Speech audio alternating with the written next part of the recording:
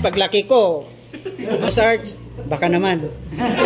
Dito tayo ngayon sa 01 Moto Cubao at kung napapansin nyo, alam naman natin na paparating na yung season ng Boss Ironman 2024 at alam natin nakatatapos lang ng Boss Ironman 2024 Mindanao Leg at eto na yung Boss Ironman 2024 Luzon Leg, which is kasali na ang ating Team V-Leg. So nakasanayan namin sa Team V-Leg na magkaroon ng recap, yung paghahanda at pag-uusapan namin kung ano yung mga preparation na dapat namin tandaan sa darating na Boss Ironman 2024. At hindi ko napapatagalin pa, so tatawagin natin yung mga kasama ngayon sa Team V-Leg na tatakbo this coming Boss Ironman 2024. Team V-Leg, tawagin natin ang nag-iisa, Kapwet!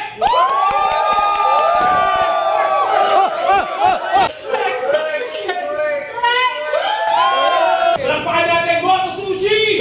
Sushi!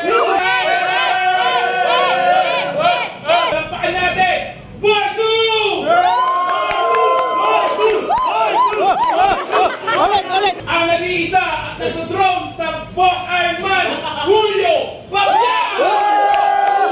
Julio! Julio! Julio! Julio!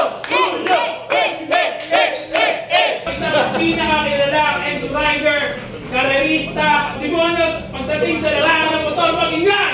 Breezy! Ride! Breezy! Breezy! Breezy! Amen!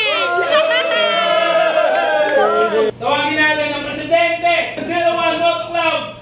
Palakpakan natin! Papa B! Papa B!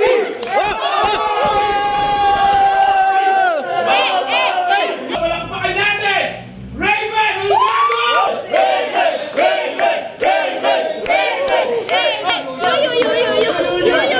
Siyempre hindi papahuli. Tandigan natin lahat at pinakabago sa TV Leg. Palakpakan natin! Father Boy!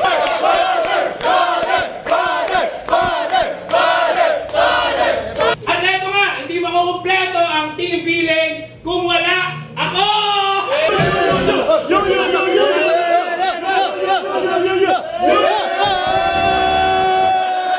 Kompletuhin natin ang Team V-Leg lineup for Boss Ironman 2024! Mag-ingay para ka! Boss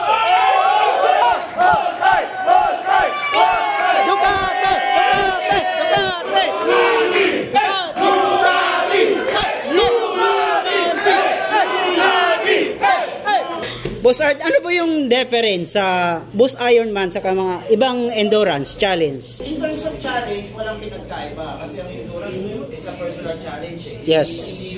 Hindi mo pwedeng sabihin kaya ka nag-endurance kasi para talunin yung mga katabi mo.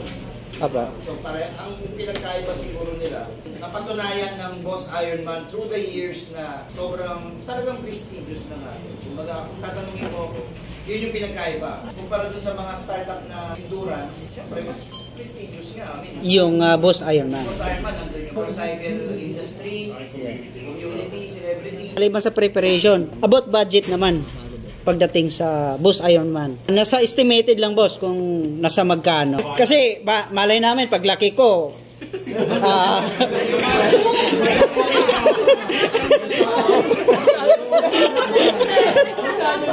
paglaki ko. Per budget siguro pagdating kay Boss Arch. Sa amin kasi napaka-normal panggas lang. Yung kay Boss Arch medyo mabigat. Hindi kasama motor dito. Pag pumunta ka ng Boss Ironman, kailangan PPRI ka. Before ka mag-PRI, dapat nakakuha ka na ng hotel within the vicinity ng Accommodation mo. Sagot na kasi yun. Sasagutin lang namin dito lahat. Gas lang.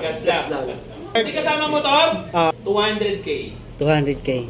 Boss Art, baka naman. Okay, pero sa 400cc, kung tatakbo kayo para sa gas, tsaka pagkain, paunan nyo ng 5K. 5K. Ano yung gas lang yun? Gas tsaka konting pagkain. Kasi Konting pagkain. saging, konting chicheria, itlog, yun. Yun. Tapos kung 600cc, doblein nyo.